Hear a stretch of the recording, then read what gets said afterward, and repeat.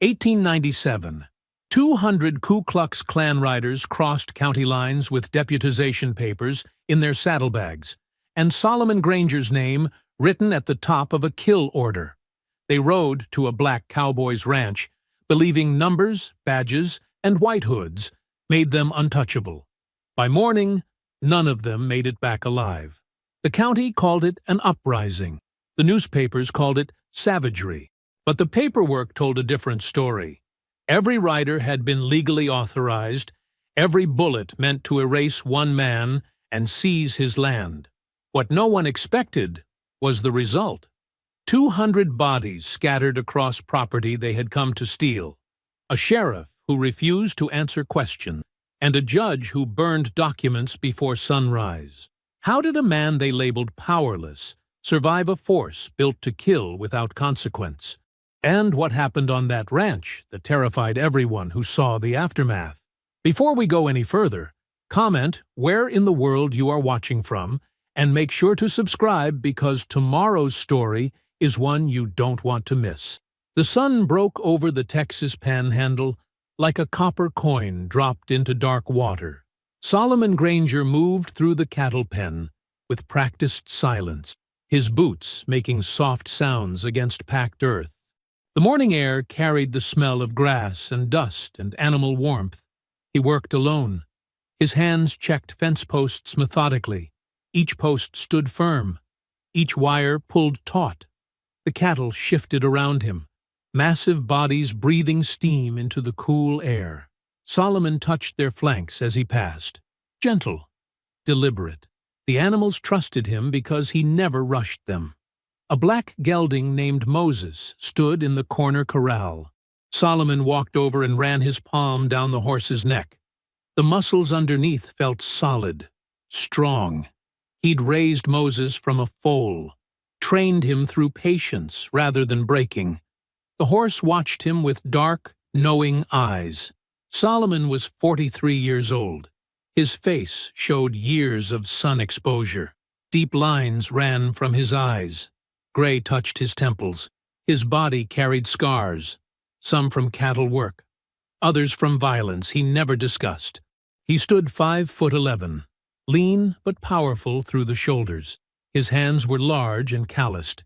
He wore simple clothes, canvas pants, a worn cotton shirt.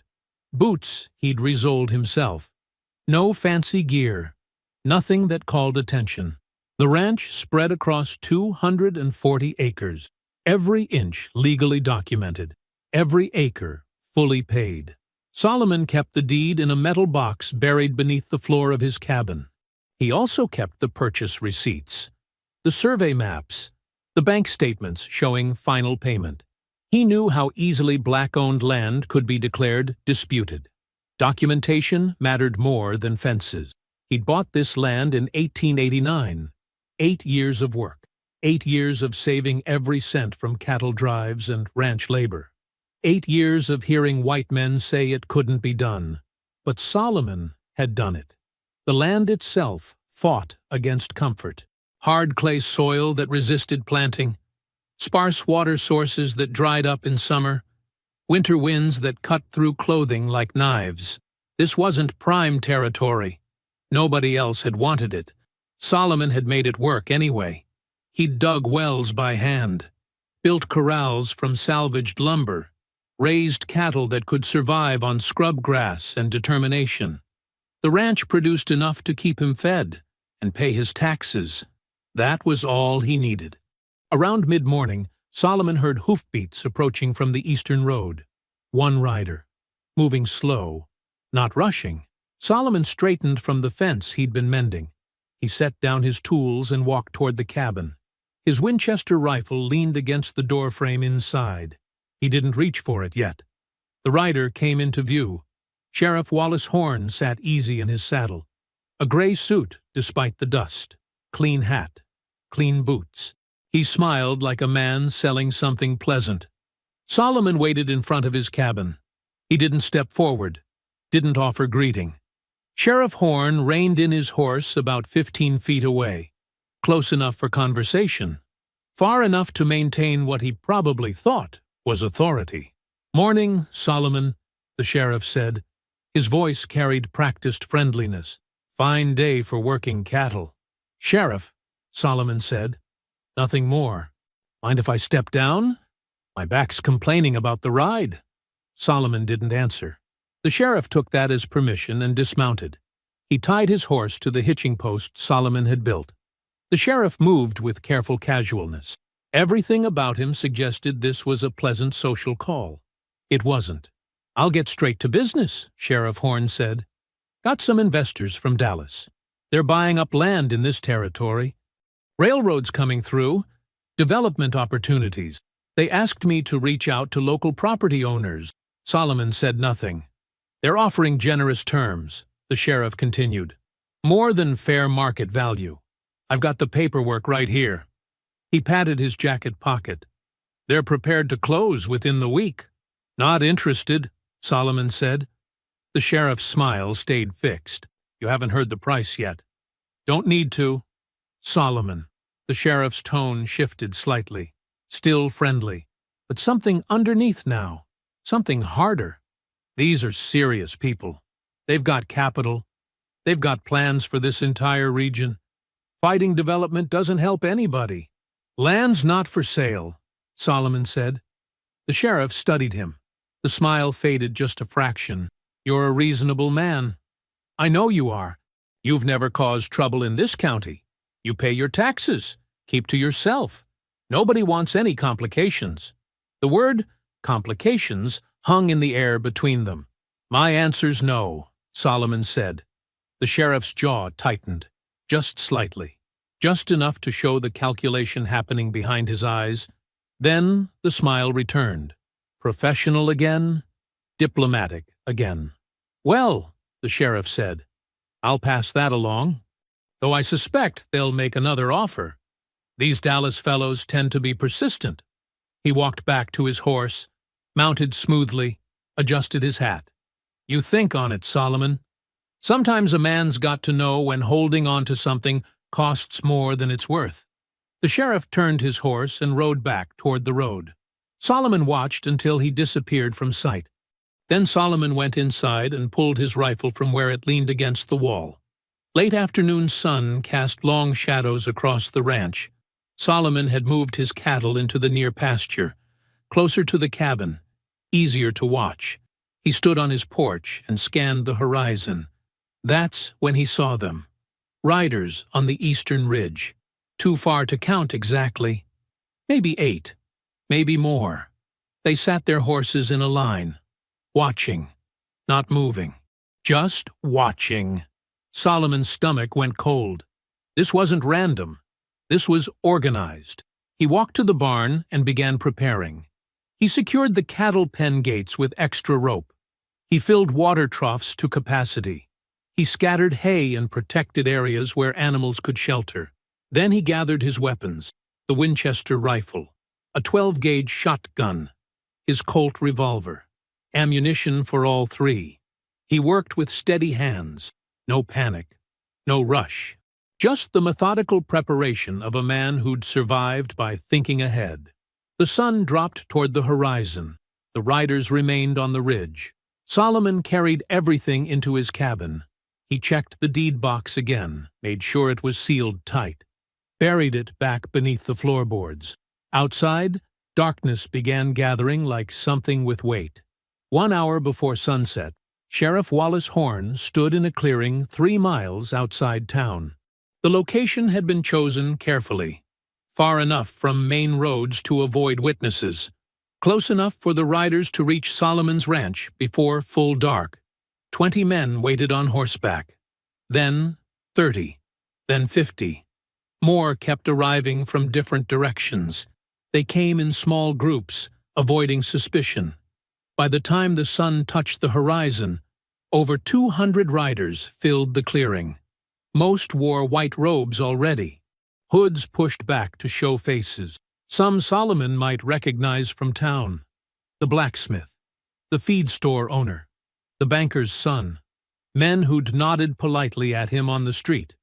Others came from neighboring counties, professional riders who moved from one night attack to another, men who'd done this before. Caleb Rusk sat his horse at the front of the gathering. He was 31 years old, thick through the chest and arms. A reddish beard covered his jaw. His eyes carried the particular brightness of a man who enjoyed what he was about to do. Rusk had been riding with the clan since he turned 18, his father before him, his grandfather before that. Violence ran in the bloodline like inheritance. "Gentlemen," Sheriff Horn called out. His voice carried authority, official authority. "I appreciate your cooperation tonight. The county faces a serious threat to public order." He pulled papers from his saddlebag, held them up for everyone to see. "By the power vested in me as county sheriff, I'm deputizing every man here for the purpose of enforcing the law." He gestured to Caleb Rusk. "Mr. Rusk will distribute the paperwork. Make sure each of you takes one. This is legal business we're conducting." Rusk rode through the crowd, handing out documents. Each paper bore the sheriff's signature. Each one claimed to deputize the bearer for emergency law enforcement purposes. The dates were pre-signed. The names left blank for riders to fill in themselves. Legal protection, official sanction, the system wrapped in paper. "The subject is Solomon Granger," the sheriff continued. "He's been warned multiple times about cooperation with county development. He's refused reasonable offers. He's demonstrated hostility toward legitimate business interests. Tonight, we're serving notice that this county don't tolerate obstruction." Several riders cheered. Rusk grinned. "Now, I'm not telling you men how to do your business," the sheriff said. His tone suggested exactly the opposite. "But understand this property needs to change hands. How that happens is between you and Granger. I'll be in my office all night, working on paperwork. Understanding nothing about what happens outside town limits?" He tipped his hat to them. Then he turned his horse and rode back toward civilization. Rusk waited until the sheriff disappeared. Then he pulled his hood up over his face. "You heard the man," Rusk shouted. "We got official business tonight. Let's ride." The mass of riders began moving. 200 men on horseback. They spread across the trail like something biblical, an army of white cloth and hatred moving through the dying light. Back at the ranch, Solomon worked in near darkness. He'd started preparing 3 days ago. The moment he'd heard rumors about railroad investors. The moment he'd understood what would follow. Solomon knew something most people didn't. Violence wasn't spontaneous. It was organized, planned. Men didn't just gather in these numbers by accident. They coordinated. They prepared. So had Solomon. Behind the main corral, he'd dug shallow trenches in a V pattern, 2 feet wide, 1 foot deep. Anyone charging on horseback would struggle with the broken ground. Horses would stumble. Riders would be thrown. He'd reinforced sections of fence with railroad ties he'd salvaged from an old shipping depot. The posts stood 8 feet tall now instead of 6. Wire wrapped 3 times instead of once. A charging horse wouldn't break through easily. And along the perimeter closest to the road, Solomon had done something else. He'd soaked the ground with lamp oil. Not obviously, just enough to soak into the dirt over several nights. The earth looked normal. Smelled faintly of kerosene if you knew what to notice. Solomon carried matches in his pocket. He'd learned planning from cattle drives. Thinking ahead meant surviving. Waiting until trouble arrived meant dying. Inside the cabin, he loaded his weapons. The Winchester held 15 rounds. He had 3 boxes of ammunition in reserve. The shotgun carried 6 shells. The revolver held 6 more. Not enough to fight 200 men in open combat. But Solomon wasn't planning open combat. He stepped outside as dusk settled completely. The sky had turned deep purple, stars beginning to show. That's when he heard them coming. The sound carried across the plains. Hoofbeat, hundreds of them. Moving fast now. No attempt at stealth. Then he saw the light. Burning crosses, 4 of them, held high by riders in the front. The flames looked orange and terrible against the darkening sky. Behind the crosses, the mass of white-robed men stretched across the landscape. Gunshots cracked. Warning shots fired into the air. Men whooping and hollering, making noise, making terror. The riders approached the ranch boundary and began to circle. Not rushing in yet. Establishing dominance through numbers, through spectacle. They wanted Solomon to see how many had come. They wanted him to understand resistance was impossible. Caleb Rusk rode at the front, his hood pulled back now. He raised one hand and the circling slowed. The riders formed a loose ring around Solomon's property. 200 men on horseback, all watching the small cabin at the center. Rusk's voice carried across the distance. "Solomon Granger, you've been given chances. Time for chances is over." More gunfire. Riders shooting at fence posts, at the barn roof. Nowhere fatal yet. Just demonstration. Solomon stood in his yard. He didn't run toward the cabin, didn't reach for cover. He stood in the open with his rifle held loose at his side. The riders tightened their circle, horses snorting, men calling out threats. The burning crosses cast wild shadows. Caleb Rusk spurred his horse forward, closer to Solomon, close enough to see his face clearly. "You made a mistake, boy," Rusk said. "You should have taken the money." Solomon said nothing. The circle of riders pressed in, hoofbeats on hard earth, white cloth moving like ghosts in firelight. The attack was beginning. Solomon didn't wait for them to come to him. He moved fast, crossed his yard in long strides, and vaulted onto his mare's bare back. No saddle, no bridle, just rope halter, and 20 years of riding experience. The horse understood pressure from his knees, understood his weight shifting. They'd worked together so long that commands weren't necessary. He kicked her into a gallop straight at the circling riders. The move caught them off guard. They expected him to run, to hide, to beg. Not this. Solomon fired the Winchester one-handed as he rode. The first shot hit a rider in the shoulder, spun him sideways off his horse. The second shot missed, but scattered 3 riders who broke formation trying to avoid it. He rode straight through the gap they created. Behind him, the clan riders roared. Horses wheeled around. Men shouted orders. The organized circle collapsed into pursuit. Solomon cut hard left toward the dry arroyo that marked his property's western edge. The stream bed ran 15 feet deep in places. Steep banks, rocky bottom, dangerous ground for horses that didn't know it. Solomon's mare knew it. She'd been running this land for 8 years. He urged her down into the arroyo at a controlled slide. Rocks scattered. Her hooves found purchase on solid ground below. Solomon rode hard along the bottom, staying low. Above him, riders reached the edge. Some tried to follow. Their horses balked at the steep descent. One animal lost its footing entirely, came tumbling down in a scream of breaking bone. The rider flew clear, but hit rocks hard. Didn't move after. Gunfire erupted from above. Bullets sparked off stones near Solomon's head. He stayed low against his horse's neck and kept riding. Ahead, the arroyo curved back toward his property, toward the reinforced sections of fence, toward the cattle chute he'd modified 3 days ago. Solomon emerged from the arroyo at a narrow point. Riders were already converging on him from both sides. At least 30 men, maybe more. The main body of attackers closing the trap. He rode straight for the cattle chute. The structure looked like normal ranch equipment, tall wooden walls forming a narrow passage for moving livestock.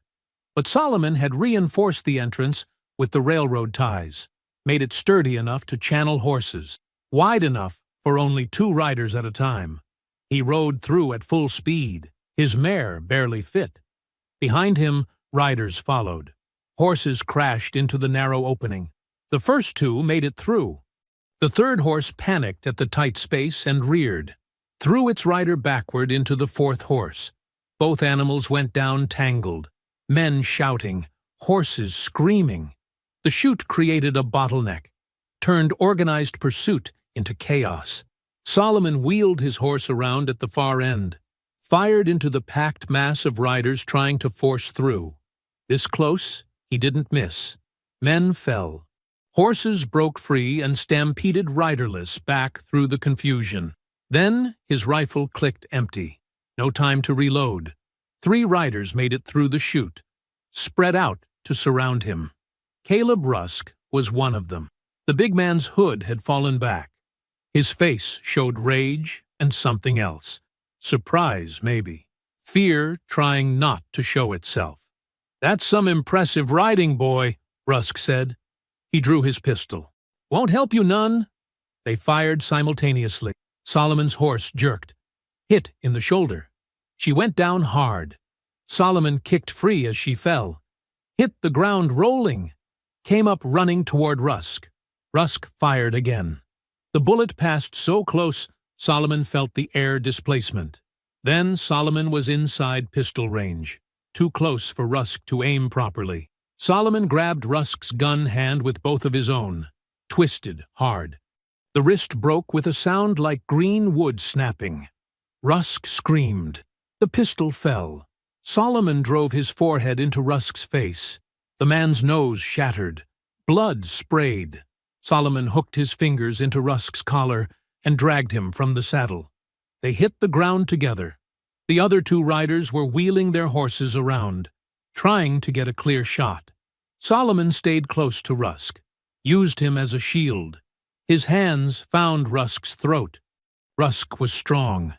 He bucked and twisted, got one arm free and threw a punch that caught Solomon above the ear. Stars exploded across Solomon's vision, but Solomon's thumbs were on Rusk's windpipe now, pressing into soft tissue below the jaw. Rusk's eyes went wide. His mouth opened, gasping. His hands clawed at Solomon's face. Solomon pressed harder. It took longer than people thought, than stories told. Crushing a man's throat wasn't instant. You had to maintain pressure, had to endure their struggle, their body's desperate fight for air. Rusk's face turned purple. His struggles weakened. The light in his eyes changed from rage to panic to something dimmer. Then, nothing. Solomon released the body and rolled sideways. A bullet hit where he'd been a moment before. He came up with Rusk's fallen pistol, fired twice. Both riders went down. The chaos had bought him seconds. Now more riders were arriving, coming around the cattle chute, coming from other directions. Solomon ran for his barn. The structure sat near the center of his property, close to the oil-soaked ground he'd prepared. Inside, he had more ammunition, more weapons, and the final trap. He made it through the barn door as bullets chewed splinters from the frame. Inside was darkness and the smell of hay and horses. The 2 animals he'd stabled whinnied in fear. Solomon released them, slapped their flanks, and sent them running out the back exit. Then he climbed into the loft, found the Winchester ammunition he'd cached, reloaded in darkness by touch. Outside, riders were gathering. He could hear clan members shouting to each other, organizing. They'd surround the barn, burn it with him inside. Solomon moved to the loft window, started firing, methodical shots into the mass of white-robed figures below. Men scattered, returned fire. Bullets punched through the barn walls. He counted rounds in his head, counted bodies dropping. The math was impossible. Too many of them. Not enough ammunition in the world. "Burn it!" someone shouted outside. "Burn the whole damn thing!" Torches appeared, moving toward the barn from multiple sides. Solomon had been waiting for this. He dropped from the loft, landed hard but kept his feet, ran to the support beam at the barn's center, the one he'd spent 2 days cutting 3/4 through, the one held up now mostly by angled bracing. He kicked the bracing away. The beam groaned. The barn roof sagged. Then Solomon ran for the back exit as the first torch hit the barn's exterior wall. The oil-soaked ground he'd prepared wasn't inside the barn. It was outside, in a wide circle around the structure. When the riders had surrounded it, They'd positioned themselves exactly where Solomon needed them. The thrown torches hit the barn walls, fire caught on old wood, started to spread. Then the flames reached the ground. The oil-soaked earth ignited with a sound like thunder. Fire erupted in a ring around the barn, a circle of flame 30 feet wide, trapping everyone who'd moved close to attack. Horses screamed, reared, threw their riders into fire. Men ran in all directions, but the flames were everywhere. Their white robes caught fire. They became running torches. Solomon reached the arroyo again, looked back. The barn was collapsing, the cut support beam finally giving way. The roof came down on men who'd rushed inside thinking to trap him there. Wood and fire and bodies crushing together. Outside the barn, the ring of fire had created total chaos. Horses stampeding, men on fire running blind, others trying to help and catching fire themselves. Those who made it through the flames rode straight into the trenches Solomon had dug. Horses stumbled. Riders flew forward. The ones behind couldn't stop in time. Piled into the ones ahead. Solomon picked up a fallen rifle, started firing into the mass of confusion, not aiming carefully now. Didn't need to. They were everywhere, packed together, panicking. He fought until his ammunition ran out.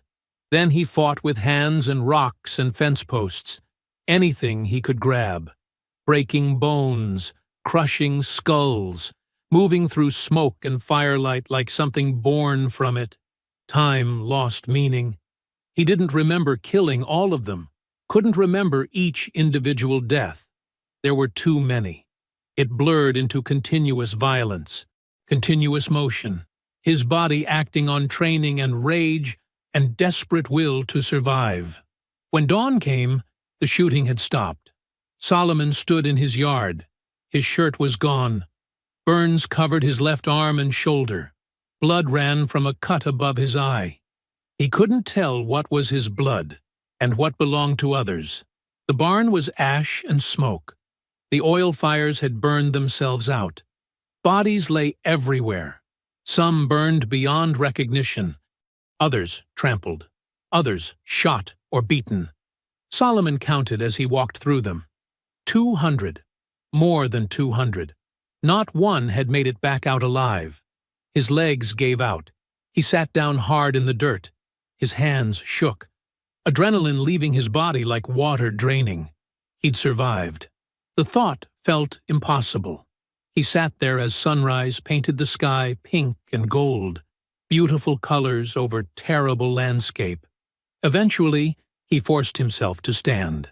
Started walking through bodies, looking for anything that might explain why so many had come, why they'd been organized enough to attack in these numbers. He found it on the 20th corpse he checked. Paper tucked into the dead man's vest pocket. Official county letterhead. Sheriff Wallace Horn's signature at the bottom. Emergency deputization, the document read, for the purpose of enforcing county law and maintaining public order. The date was yesterday. The name was filled in by hand. Solomon checked more bodies, found more papers, all the same, all signed by the sheriff, all official. This wasn't mob violence. This was government-sanctioned murder. Solomon stood holding the papers as smoke drifted across his ruined land. His survival had just become something much more complicated. This wouldn't end with the bodies. This was just beginning. Solomon moved through the bodies mechanically. His legs felt distant from his brain. His hands did what needed doing without conscious thought. The bodies would bring questions. Couldn't hide 200 corpses, but he could hide what had killed them. Could hide preparation. Could make it look like pure desperation instead of planned defense. He gathered weapons first. The rifles he'd cached. The extra ammunition. The tools he'd used to cut the support beam. Everything that showed forethought went into a canvas tarp. He dragged it to the dried creek bed, a quarter-mile from his property. Dug with a broken shovel until his shoulders screamed. Buried everything deep. His burned arm throbbed with each movement. The cut above his eye had crusted over, but still leaked. He ignored both. Pain was information. Information said he was alive. Back at the ranch, he kicked dirt over the oil trenches, scattered ash, made the prepared ground look accidental, made the whole night look like chaos instead of calculation. The deputization papers he kept, folded them carefully, tucked them inside his belt against his skin. Evidence, proof, the thing that changed everything. By the time he finished, the sun had climbed higher. Heat was building. The bodies would start to smell soon. He had hours, maybe less. Solomon walked to his well, drew water, stripped off what remained of his shirt. The fabric had fused to burned skin in places. He gritted his teeth and pulled it free. Fresh blood followed. He poured water over the burns, wrapped them in clean cloth from his destroyed barn. The wrapping wouldn't hold long. Didn't need to. Just needed to get through today.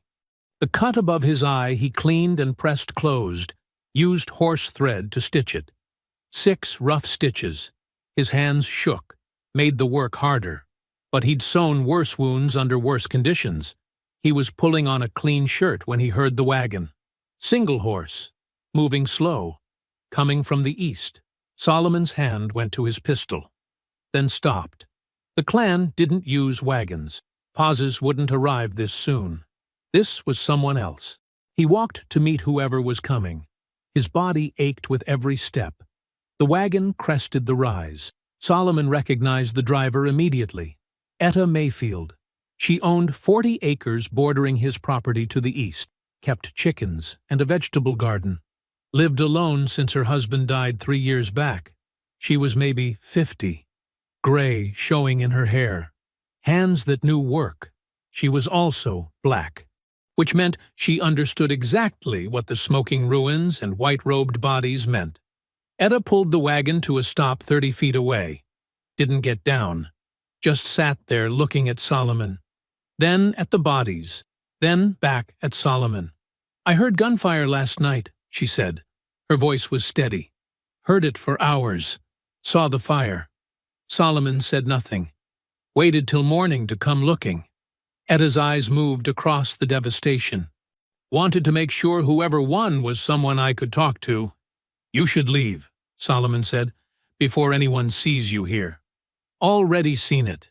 Etta climbed down from the wagon, moved closer. "How bad are you hurt?" "I'll live." She looked at his bandaged arm, at the fresh stitches above his eye. "Let me see." "No time."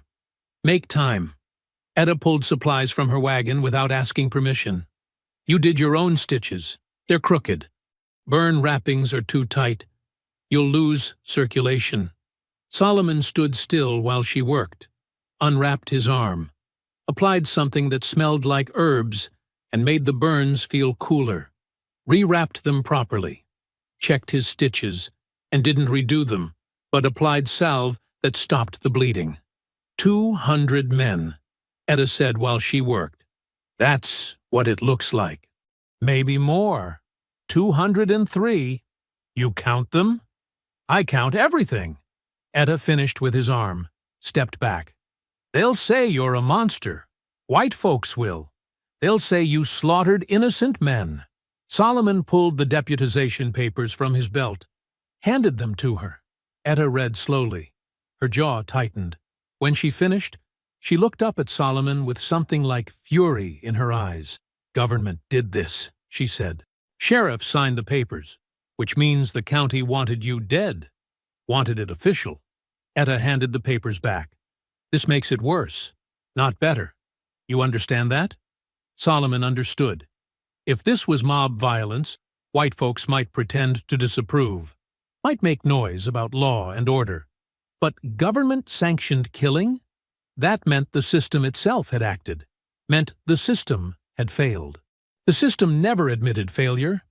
It punished whoever made the failure visible. "You need to leave," Etta said. "Today. Right now. Before posses come. I have legal title to this land. Title won't matter. Not after this. It's all I have. All you have is your life." Etta's voice sharpened. "And that's only if you run. Solomon, listen to me. I've lived through this before. Different place, different year, same ending. They will not let you survive this." Solomon looked at his land, at his ruined barn, at the bodies scattered across property he'd bought with money saved over 15 years. "I didn't start this," he said. "Doesn't matter who started it. Matters who's still breathing when it's done." Etta climbed back into her wagon. "I'll tell people I didn't see you. Tell them you were already gone when I arrived. Buy you a few hours. Why help me?" Etta looked at him like the question was stupid. "Because you're still alive. Because that scares them. Because for once, one of us survived what they sent." She gathered her reins. "Don't waste it." The wagon pulled away. Solomon stood alone again. By midday, he saw riders on distant ridges, not attacking, just watching. Word was spreading, people coming to see what had happened. He counted the groups, estimated numbers, calculated how long before organized posses formed. Nightfall? Maybe sooner. Solomon looked at the papers in his hand, then at his land, then at the horizon. He had hours to decide who he was going to be. The riders came at 4 in the afternoon.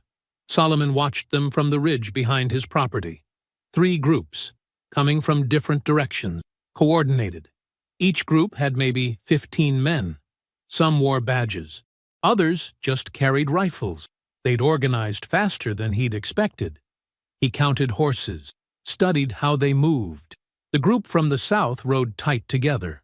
Nervous, probably townsmen who'd never fought anything more dangerous than drunk ranch hands. The group from the west spread out more, confident. Those men knew how to ride. The third group came from the north. They moved slowest, most careful. Those were the dangerous ones. Solomon slid back from the ridge. His body protested every movement.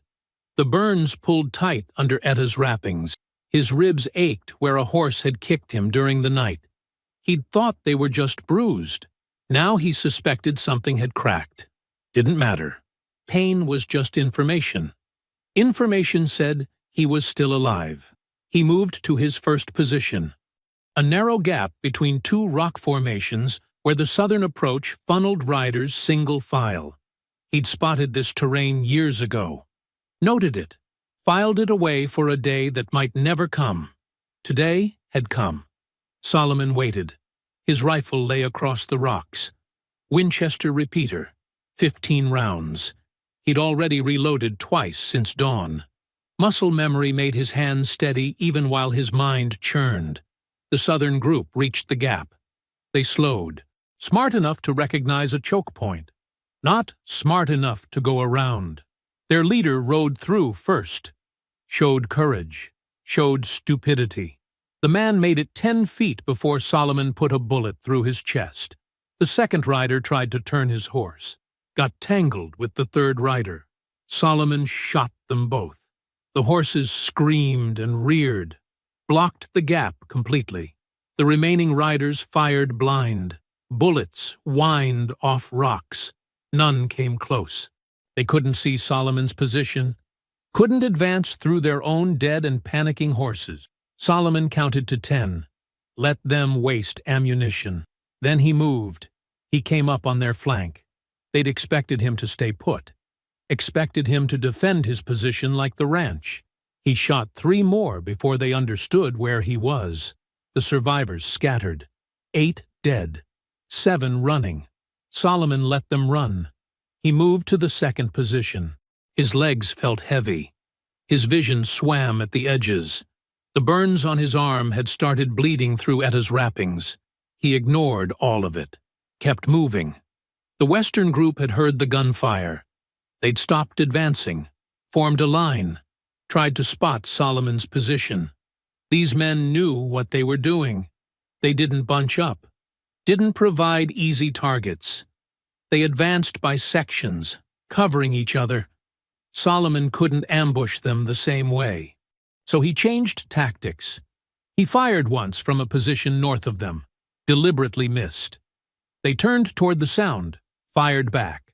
Solomon was already moving south, fired again.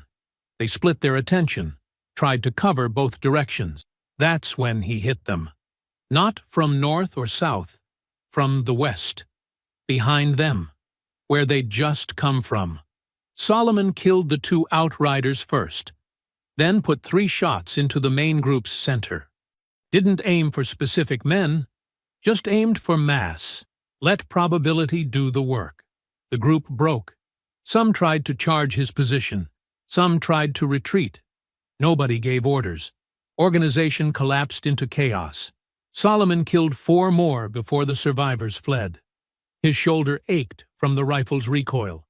His hands had started shaking. He'd been fighting for almost 24 hours. His body was running on nothing but will.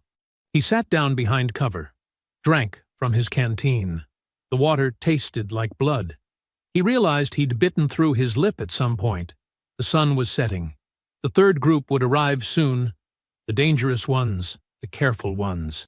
Solomon forced himself to stand. Moved to the 3rd position. This one was just a small depression in the ground with good sight lines. No tactical advantage. No clever terrain. Just open space and distance. He needed them to think he was desperate. Needed them to believe he'd run out of tricks. The northern group appeared as dusk turned to darkness. They rode in a loose formation, didn't bunch up, didn't provide easy targets. They'd learned from the others' mistakes. Their leader stopped the group 200 yards out, beyond effective rifle range. Smart. Very smart. "Solomon Granger," the leader called. His voice carried across the open ground. "You need to surrender. This doesn't end any other way." Solomon didn't answer. "We know you're tired. Know you're hurt. We can wait you out." They could. Solomon knew they could. He had maybe 2 hours of strength left. Maybe less. But he didn't need more than that. He fired once. Not at the men. At their horses. Hit one in the flank. Not fatal. Just painful. The horse bolted. Crashed into 2 others. The formation scattered. Solomon fired again. Again. Not trying to kill. Just trying to create chaos. Keep them off balance. Make them waste time reorganizing. It worked for 10 minutes. Then their leader got control. Started advancing again. Slower now. More careful. Solomon's rifle clicked empty. He dropped it. Drew his pistol. 6 shots. Not enough to stop 15 men. He ran. His body screamed protest. His vision blurred. His ribs ground against each other with every breath. He ran anyway. Behind him, the riders gave chase. They had horses. He had desperation. Solomon reached the arroyos as full dark settled. The dried creek beds cut through the landscape like scars, deep enough to hide in, narrow enough that horses couldn't follow. He slid into the nearest one, landed hard. Something in his knee popped. He crawled deeper into the arroyo, found a turn, pressed himself against the wall. Hoofbeats above, voices calling to each other, flashlights cutting through darkness. They searched for an hour. Solomon stayed still, controlled his breathing, ignored the pain radiating from his knee and his ribs and his burns. Eventually, the voices faded. The hoofbeats moved away. Solomon waited another hour, making sure. Then he moved. He crawled through the arroyos, going east, away from his land. Each movement was agony. His knee wouldn't take weight anymore. He dragged himself forward using his arms. The deputization papers were still tucked against his skin, damp with blood and sweat, but intact. Evidence, proof, the thing that mattered. Solomon crawled until he couldn't crawl anymore. Found a space where the arroyo widened, collapsed there. The stars were bright overhead, clear and cold and indifferent. The sky was still black when Solomon heard footsteps. He'd managed to pull himself out of the arroyo sometime after midnight, crawled maybe half a mile. His knee had swollen to twice its normal size. Every breath sent sharp pain through his ribs. The burns on his arm had stopped bleeding, but the wrappings were soaked through. The footsteps stopped nearby. Solomon Granger. A woman's voice. Familiar. "I know you're here." Etta Mayfield appeared from the darkness. She carried a lantern turned low. Behind her stood her husband Marcus and their 2 sons. The boys couldn't have been more than 12 and 14. Solomon tried to stand. Failed. Marcus moved forward. Strong hands lifted Solomon under the arms. The pain made his vision go white, but he didn't make a sound. They half-carried him to a wagon hidden in a nearby stand of mesquite trees, got him into the back, covered him with burlap sacks that smelled like seed corn. "Don't talk," Etta said. "Save your strength." The wagon moved. Solomon counted the minutes by the jolting pain in his ribs. 15 minutes, maybe 20. Then the wagon stopped. They uncovered him. He was behind Etta's small house, a single-room structure with a lean-to kitchen. Smoke came from the chimney. Someone was cooking. Marcus and the boys got Solomon inside, laid him on a pallet near the fire. Etta brought water, helped him drink. "Riders came through last night," she said. "Looking for you. Told Marcus they'd pay $50 for information. 100 if they got you alive." "You should take it," Solomon said. His voice came out rough. "Damaged." "Hush!" Etta unwrapped the burns on his arm, examined them in the firelight. Her face showed nothing, but her hands were gentle. "Marcus is gathering people, everyone who'll listen. They need to leave before the sun comes up. They'll burn you out for helping me. They'll burn us out anyway." Etta started cleaning the burns with something that stung worse than the fire had. "Found that out last night. Riders said any black folks harboring you would be treated as accomplices. Said they'd clear out every homestead within 10 miles if they had to." Solomon tried to sit up. His body refused. "Then you need to run, right now. Don't wait for, we're not running without everyone else." Etta pressed him back down. "Not hard, just firm. Marcus already talked to Reverend Pike. He's organizing wagons." The door opened. A man entered, older than Solomon by maybe 20 years, gray in his beard, dressed in worn but clean clothes. He carried himself with the kind of dignity that didn't need announcing. "Solomon Granger," the man said. "I'm Reverend Amos Pike." Solomon nodded.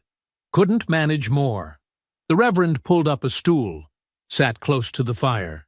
"I've been pastor for the black community here for 15 years, buried 37 people in that time.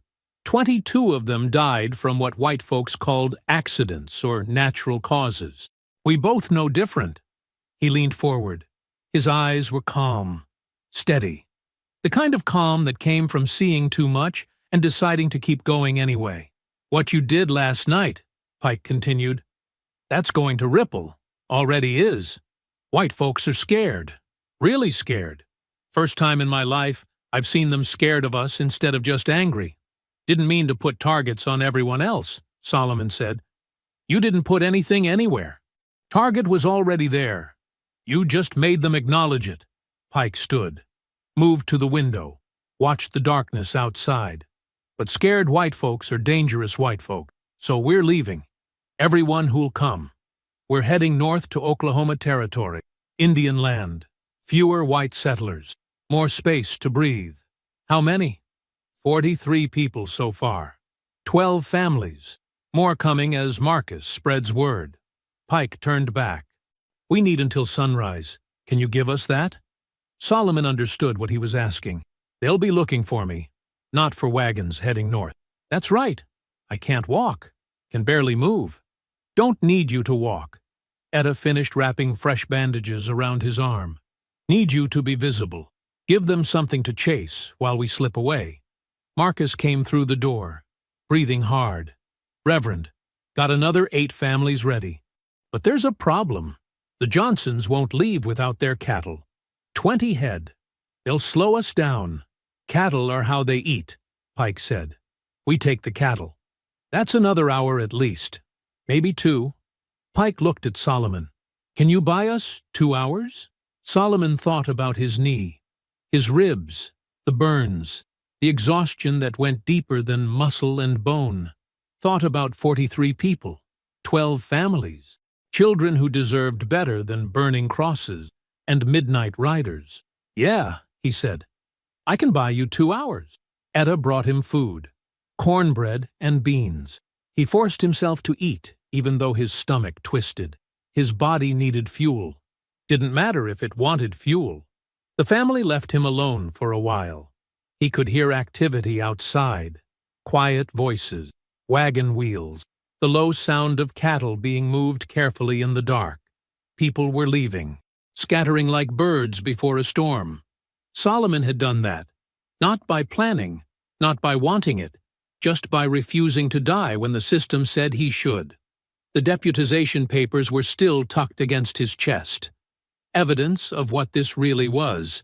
Not mob justice, not vigilante violence, official policy, signed and sealed. Marcus returned as the sky started turning gray at the edges. "Reverend says we're ready. Last wagon leaves in 10 minutes. Good. You need a horse. Can't lead them away on foot. Can't ride either. Not with this knee. Don't need to ride far. Just need to be seen." Marcus helped Solomon stand. The pain made everything go white again. But Solomon stayed conscious. Barely. "There's an old mare outside, gentle. She'll carry you even if you can't control her proper." They got Solomon onto the horse. Every movement was torture. Marcus tied his good leg to the stirrup, gave him the reins. "Ride east," Marcus said, "toward the rail line. That's where they'll expect you to run, where they'll think you're trying to escape." Solomon nodded, couldn't speak, used all his strength just to stay upright. The last wagon rolled away north. Solomon turned the mare east, gave her a gentle kick. She started walking. Behind him, the Mayfield house stood empty. Soon, it would probably burn. Everything black folks built out here would probably burn, but the people would survive, would scatter, would rebuild somewhere else. That mattered more than buildings. Solomon rode into the growing light. His vision swam. His body swayed in the saddle, but he kept moving, kept being visible, kept buying time. The sun broke over the horizon. Solomon was 2 miles from the Mayfield place when he saw them. Riders. Coming from town. A lot of riders. But these weren't local men on horses. These were professionals. They wore dark suits, rode in formation, carried new rifles, Pinkertons. The railroad had sent Pinkertons. The Pinkertons found Solomon's horse 3 hours later. Empty saddle. Blood on the reins. Trail leading into rough country where horses couldn't follow. They assumed he'd collapsed somewhere in the rocks, left men to search while the main group returned to town. Solomon watched them leave from a cave mouth half a mile away. He'd cut the mare loose after smearing blood on the saddle. His blood. He had plenty to spare. Then he'd crawled into the caves. Same caves he'd explored as a younger man. Back when this land still felt like it might actually be his. He waited until the searchers gave up at midday. Then he moved, not toward safety, toward town. His knee wouldn't bend anymore. He'd fashioned a splint from mesquite branches, wrapped it tight with strips torn from his shirt. It wasn't good, but it let him walk. Barely. The burns on his arm had started seeping again. The ribs sent sharp pain with every breath. Didn't matter. None of it mattered.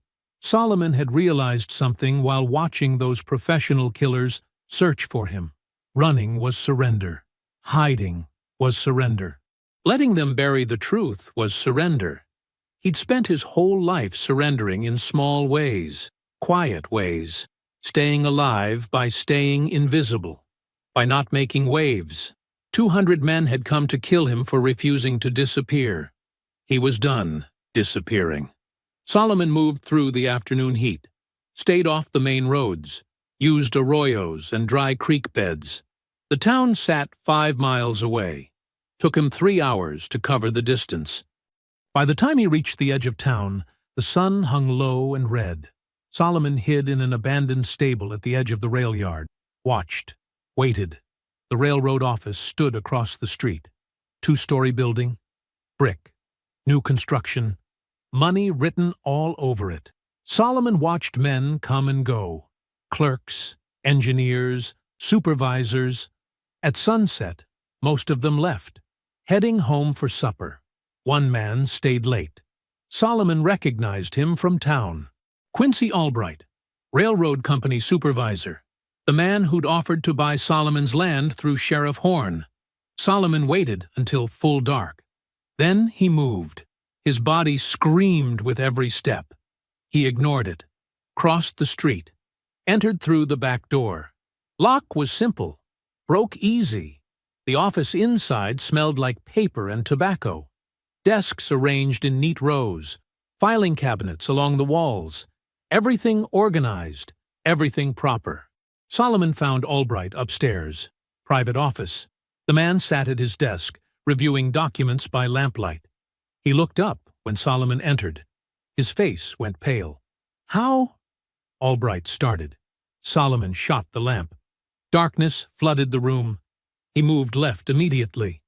Years of practice made it automatic. Albright scrambled for something. Probably a weapon. Solomon crossed the room, found the man by sound, grabbed his collar, slammed him against the wall. "The contracts," Solomon said, "for my land. Where are they?" Albright tried to struggle. Solomon hit him.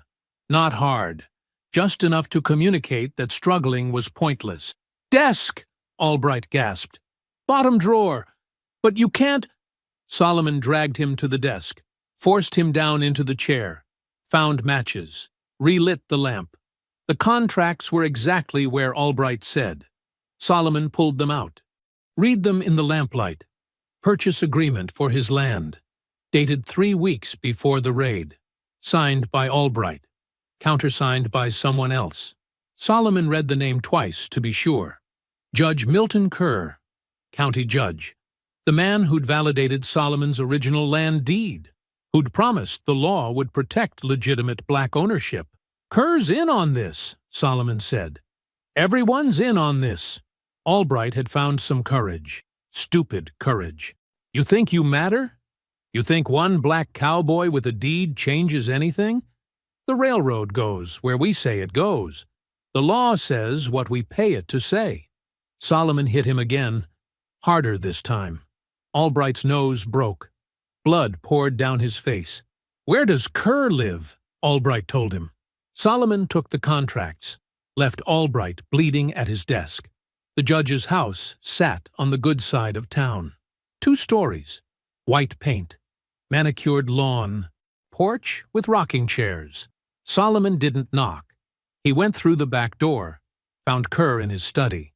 The judge was old, maybe 60, soft around the middle, wearing an expensive robe, smoking an expensive cigar. His eyes went wide when Solomon entered. "You're supposed to be dead," Kerr said. "Supposed to be a lot of things." Solomon closed the door behind him, drew his revolver. "Sit down." Kerr sat. His hands trembled. The cigar fell from his fingers, rolled across the carpet. Solomon put the contracts on the desk. "You signed these. Under duress. The railroad threatened—" "Don't lie." Solomon cocked the revolver. 200 men came to kill me wearing deputy badges. You knew about it. You authorized it." Kerr's face changed. Fear replaced with something colder. Calculation. "What do you want?" he asked. "Money? I can arrange." "The truth." Solomon pulled a small notebook from his pocket, something he'd taken from Albright's office. "You're going to write it down. Every detail. Who paid you? Who signed off? Who knew? That would destroy me. You tried to destroy me first." Kerr stared at the gun, then at Solomon's face. Whatever he saw there made him reach for a pen. He wrote. Solomon watched every word, made him include names, dates, money amounts, the railroad consortium, the political donors, Sheriff Horn's payment, the deputization order. It took an hour. By the end, Kerr's hand shook so badly He could barely form letters. "There," he said. "You have your confession. Now what? You'll be hunted forever. That paper means nothing without a court that'll hear it." "Maybe." Solomon took the notebook. "But at least the truth exists now." He heard them before Kerr did. Horses, multiple riders, moving fast.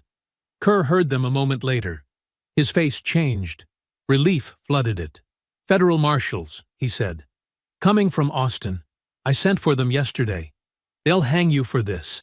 Solomon moved to the window, saw the riders approaching. 6 men.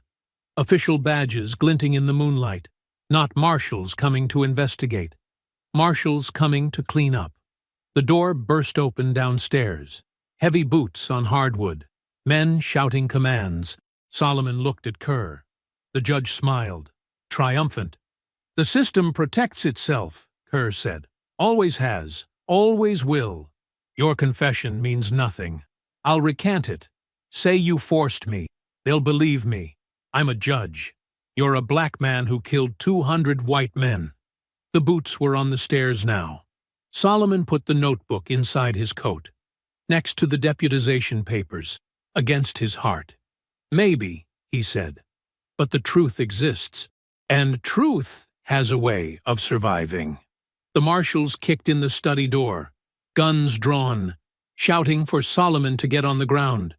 Solomon didn't move, didn't raise his hands, just stood there, looking at Kerr, looking at the marshals, looking at the machine that ground people like him into dust. One of the marshals grabbed the confession from Kerr's desk. "Read it." Looked at Kerr. "This what I think it is?" the marshal asked.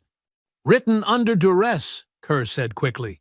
"He forced me, threatened my life." The marshal tore the paper in half, then quarters, let the pieces fall. "There," he said. "No confession, no conspiracy. Just a dangerous criminal and the judge he tried to kill." Solomon watched the paper fall, watched the system protect itself, watched justice die on an expensive carpet. The marshals surrounded him, took his gun, forced him to his knees, his injured knee. Pain exploded through his leg, but he didn't make a sound. Kerr stood, straightened his robe, picked up his cigar from the floor. "Take him to the courthouse," Kerr said. "I'll arrange a quick trial. Hanging by week's end." The marshals dragged Solomon toward the door. His vision swam. His body had nothing left, but the notebook pressed against his chest, and the truth inside it remained, even if nobody would listen. Even if the system buried it, the truth existed, and that had to count for something. The courthouse jail smelled like rust and piss. Solomon sat on the floor. The cot was too short for his legs. The floor was harder, but honest about it. They'd thrown him in just after midnight, taken his coat. His boots left him with nothing but torn clothes and bleeding wounds. The notebook was gone. The deputization papers, too. Everything stripped away. Evidence destroyed. Solomon pressed his back against the cold stone wall. Every breath hurt. His ribs were broken for sure. Maybe his collarbone, too. His knee had swollen to twice its normal size. Didn't matter. None of it mattered now. He'd failed. 200 men dead. A week of running. All that violence. All that blood. And for what? The system had protected itself, just like it always did. Just like Kerr said it would. Solomon closed his eyes, tried not to think about the families he'd warned, tried not to wonder if they'd made it out, if Etta Mayfield and her children had reached safety, if Reverend Pike had gotten the others to Kansas, tried not to calculate how many people would suffer because he'd failed. The sun came up slowly. Gray light filtered through the barred window. Solomon heard the town waking. Horses, wagons, people going about their business like nothing had happened, like 200 men hadn't died, like the law hadn't tried to murder a man for refusing to surrender his land. Business as usual. Footsteps approached. Keys rattled. The cell door opened. Sheriff Horn stood outside, looking tired, looking older than before. not looking sorry. "Breakfast," he said. Tossed a tin plate through the door. Beans, hardtack, water in a chipped cup. Solomon didn't touch it. "Suit yourself." Horn leaned against the doorframe. "Judge Kerr signed the warrant this morning. Murder, arson, destruction of property, resisting arrest. List goes on." "What about conspiracy?" Solomon asked. "What about 200 deputized Klansmen?" "Don't know what you're talking about." Horn's face was blank. "Far as anyone knows, you went crazy. Killed a bunch of men who came to arrest you for trespassing. Happens sometimes. Man gets land, gets ideas, can't accept his place." Solomon laughed. It hurt his ribs. He kept laughing anyway. "Something funny?" Horn asked. "You." Solomon looked up at him. "You really believe that? That this is about my place? About me not accepting reality? Don't matter what I believe. Matters what's legal. And legal says you hang Friday morning. 2 days. 2 days." Horn stepped back, started to close the door. Stopped. "Could have been different. You could have taken the money. Moved on. Started over somewhere else. My land was paid for. My deed was legal. I had every right." "Rights." Horn shook his head. "You really don't understand, do you? Rights are what we say they are. And we say you don't get to own land in the path of progress." The door slammed shut. Locks turned. Footsteps faded. Solomon sat in silence. The beans congealed on the plate. The water grew warm. He thought about his father. Dead 20 years now. A good man. A patient man. A man who believed in doing things the right way. Working hard, saving money, following the law. That patience had gotten him exactly nothing. He died poor. Died landless. Died hoping things would get better for his children. Solomon had tried to make that hope real. Had bought land. Had built something. Had done everything right. And they'd sent 200 men to kill him for it. He thought about running. They'd give him chances. Guards got lazy. Locks got careless. A strong man could break out if he wanted to. But run where? Every county had sheriffs. Every state had marshals. Every corner of the country had men like Kerr and Horn. Men who decided what rights meant. Who owned what. Who lived and who died. Running just meant dying tired in some other town. Solomon pulled himself to his feet. His knee buckled. He caught himself against the wall. Stood there breathing hard until the pain dimmed to something manageable. The window was too high to reach, the bars too thick to break, but he could see through them, could see the sky, the sun climbing toward noon. 2 days until they hanged him. He'd killed 200 men, and the system hadn't even noticed, hadn't even slowed down, just absorbed the violence, reframed it, turned him from victim to villain. The truth existed somewhere, in ashes and memories, in the stories Etta might tell her children, in the whispers among black families across Texas. But official truth? Legal truth? That belonged to men like Kerr. Solomon heard more footsteps, different this time, lighter, quicker. A young woman appeared outside his cell, black, maybe 20, wearing a plain dress and carrying a basket. "My name's Clara," she said quietly. "Reverend Pike sent me." Solomon moved to the bars. The families? Safe. Most of them. Made it to Kansas. Etta Mayfield's helping settle them. Clara glanced back toward the front office, lowered her voice further. "Reverend says you got evidence. Papers. A confession." "Had. They took it. They can't take what they don't find." Clara reached through the bars, pressed something into his hand. A small metal file. "Guard change happens at midnight. Same guard every night. Falls asleep around 2. Lock's old. Weak. File's good." Solomon looked at the file, then at Clara. "Why?" "Because you fought back. Because you made them bleed. Because every black person in 3 counties knows what you did." Her eyes were hard. Young, but hard. "And because we're tired of being patient?" She left before he could respond. Footsteps fading quickly. Gone. Solomon looked at the file in his palm, tested the edge. Sharp. Well made. He could run. Could disappear into the territories. Change his name. Start over. But starting over meant abandoning everything. Meant letting them win completely. There had to be another way. Not running blindly. Not surrendering. Something else. Solomon sat back down, put the file inside his sock. Started thinking. The system protected itself. That was clear. You couldn't beat it head-on. Couldn't force it to acknowledge truth. But maybe you didn't need to beat it.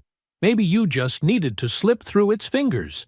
Become something it couldn't categorize, couldn't control. Not Solomon Granger the outlaw. Not Solomon Granger the victim.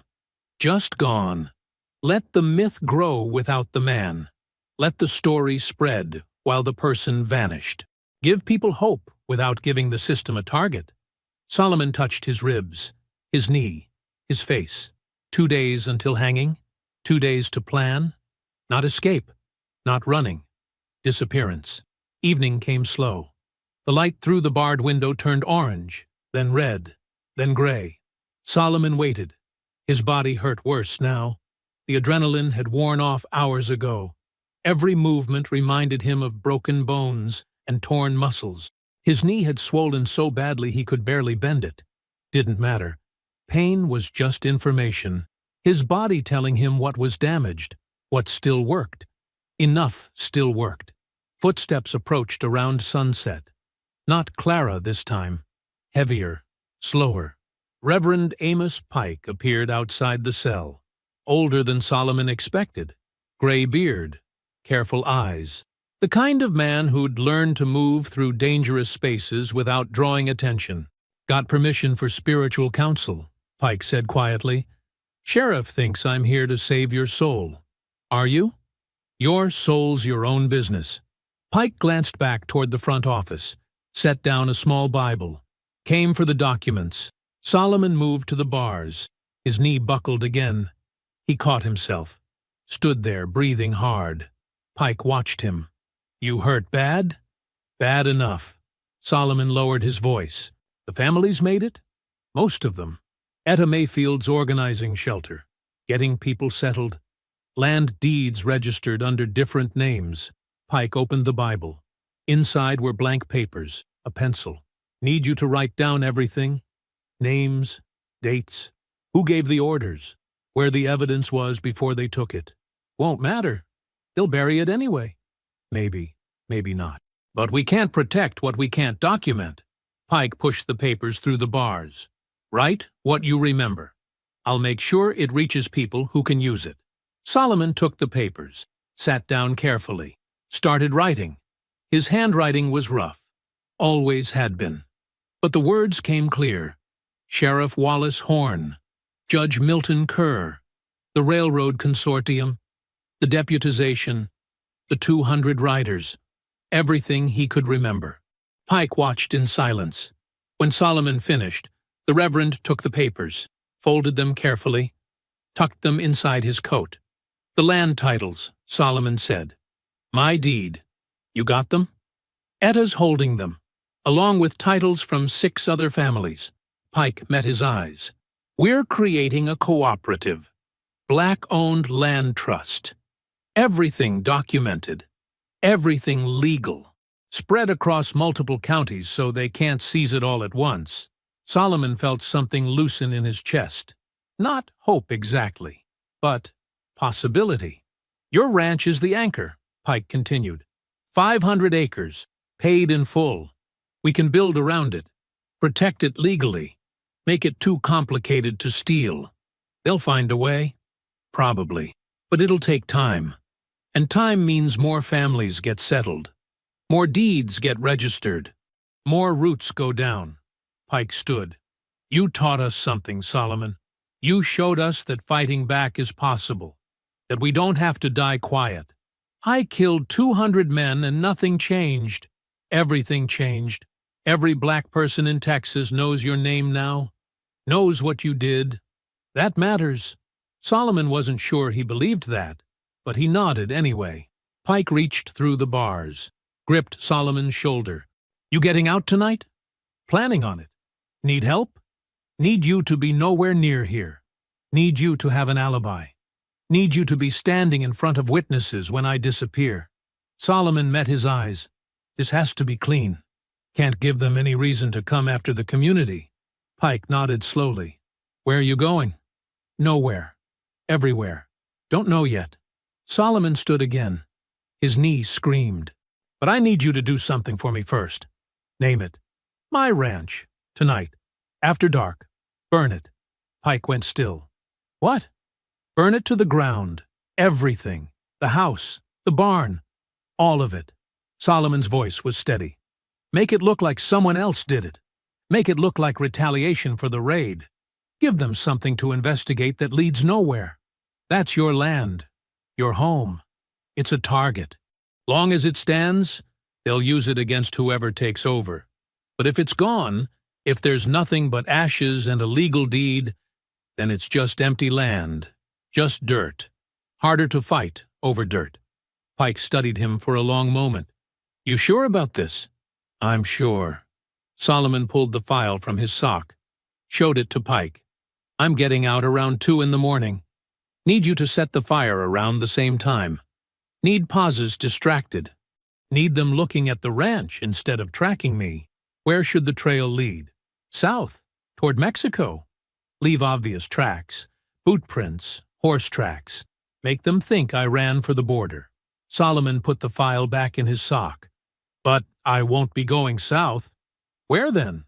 Better you don't know. Better nobody knows. Solomon gripped the bars. I disappear. The myth stays. Let people tell stories about the black cowboy who killed 200 Klansmen. Let them wonder where I went. Let them imagine I'm still out there. Pike nodded slowly. The legend serves us better than the man. Exactly. They stood in silence. Outside the window, full dark had fallen. The town settled into night sounds. Distant voices, closing doors, dogs barking. Pike turned to leave. Stopped. You know you'll never be able to come back. Never be able to own land again. Never be able to use your real name. I know. You'll be alone. Always looking over your shoulder. Always one step ahead. Better than dead. Better than surrendering. Solomon met his eyes. And maybe better than staying. Maybe the best thing I can do now is become a ghost. Let the system chase shadows, while the real work happens somewhere else. Pike gripped the bars. You're a good man, Solomon Granger. No, I'm just a man who refused to die quiet. Pike left, footsteps fading. Gone. Solomon sat back down, tested the file against the lock. The metal was soft, old. The file bit into it easily. He worked slowly, carefully, making almost no sound. The lock was simple. 3 pins, 1 lever. Nothing complicated. 2 hours of patient filing, and it would open. He thought about the ranch while he worked. The house he'd built with his own hands, the corrals, the well, the land he'd worked for years to afford, all of it turning to ash tonight. But ash couldn't be stolen. Ash couldn't be claimed by railroad companies. Ash was just ash. The deed would survive. The legal claim would stand. And around that claim, Reverend Pike would build something bigger. Something Solomon couldn't build himself anymore. Around midnight, he heard horses outside. Multiple riders, voices giving orders. The pauses were organizing, getting ready to patrol, to make sure the prisoners stayed locked up until hanging day. Solomon kept filing. Steady pressure. Patient strokes. At 1:30, the guard changed. Solomon heard the conversation through the walls. The new guard settling in, complaining about the night shift. By 2 o'clock, the guard was snoring. Solomon tested the lock. The pins moved. The lever gave. Not quite ready yet. Almost. He worked faster now. The file bit deeper. The lock mechanism loosened. Outside, somewhere in the distance, he heard shouting. Fire. The ranch was burning. 5 years passed. The panhandle didn't change much. Same wind. Same heat. Same dust that got into everything and refused to leave. But the land along Crooked Creek, where Solomon Granger's ranch once stood, looked different now. Where the old house had burned down, 3 new cabins stood, built close together for protection. Smoke rose from their chimneys on cold mornings. Vegetable gardens lined the south side where the sun hit longest. Chickens scratched in wire pens. A windmill turned steady, pumping water into storage tanks. The land belonged to families now, 7 of them, all black, all documented, all legal. The deed said Crooked Creek Cooperative Land Trust, filed in 3 different counties under 3 different registrars, protected by lawyers in Fort Worth who specialized in land rights, complicated enough that the railroad companies had given up trying to seize it. Not because they'd grown merciful, because untangling 7 family deeds across 3 jurisdictions cost more than building track around the property. So the railroad went around. The rails passed 2 miles south now, close enough to hear the trains, far enough that the land stayed safe. Children played in the fields where the final battle had happened, where 200 men had died and 1 man had survived. They didn't know the full story. Not yet. They were too young, but they knew they were free. They knew they owned this land. They knew nobody could take it from them. That was enough for now. Solomon sat on his horse at the top of a ridge overlooking the cooperative, 1/4 mile away, far enough that nobody would notice him unless they were looking. He'd been watching for an hour. The horse shifted beneath him. Same roan mare he'd ridden out of Ashford that night, stolen from the sheriff's stable. She was older now, gray showing around her muzzle, but still strong, still steady. They'd traveled far together. Wyoming, Montana, Oregon, never staying long, never using his real name, always moving before anyone could connect him to the stories. And there were stories, so many stories. The black cowboy who'd killed 200 Klansmen single-handed, who'd burned down his own ranch and vanished like smoke, who rode ghost-white horses and appeared wherever black folks needed defending. Most of the stories were lies, exaggerations, myths built on half-truths and desperate hope. But Solomon let them grow, because myths served purposes that men couldn't. Myths gave people courage, made them believe resistance was possible, made them feel less alone when the night pressed down and the world seemed determined to crush them. Solomon Granger, the man, was just one person, tired, scarred, getting older. Solomon Granger, the legend, was everywhere, immortal, unstoppable. The legend mattered more. He watched a woman step out of the middle cabin, Etta Mayfield, older now, hair more gray than black, but still moving with purpose, still organizing, still protecting. She'd built this, the cooperative, the legal protections, the network of families. Solomon had just been the spark, the violent beginning that made everything else possible. But Etta had done the real work, the patient work, the work that lasted. Children ran past her, 4 of them, maybe 5 or 6 years old, chasing each other between the cabins, their laughter carried on the wind. One of them, a boy with dark skin and wild hair, climbed onto the fence rail where Solomon's old corral had been, balanced there, arms spread wide, king of the world. His mother called him down, gentle but firm. The boy jumped, landed running, disappeared around the corner still laughing. Solomon felt something crack open in his chest, something he'd kept locked away for years. These children would grow up free, would inherit land that couldn't be stolen, would build lives their parents couldn't have imagined, because 200 men had died one night, because Solomon had refused to die quiet, because Etta and Reverend Pike and dozens of others had turned violence into foundation, had built law and community on top of blood and ash. The railroad passed south. Solomon could see the rails from here, could see the telegraph poles marching alongside them. the progress everyone talked about, the civilization everyone celebrated. But the railroad stopped short of this land. This land belonged to the families, would belong to their children, and their children's children. The deed was protected. The trust was established. The law, however imperfect, however corrupted, recognized their claim. It wasn't justice. Not really. Justice would mean the 200 riders never came. Would mean Solomon never had to kill anyone. Would mean black people could own land without fighting for every acre with their lives. But it was something. A piece of ground that couldn't be taken. A place where children could play without fear. Maybe that was enough. Maybe that was all any of them could hope for.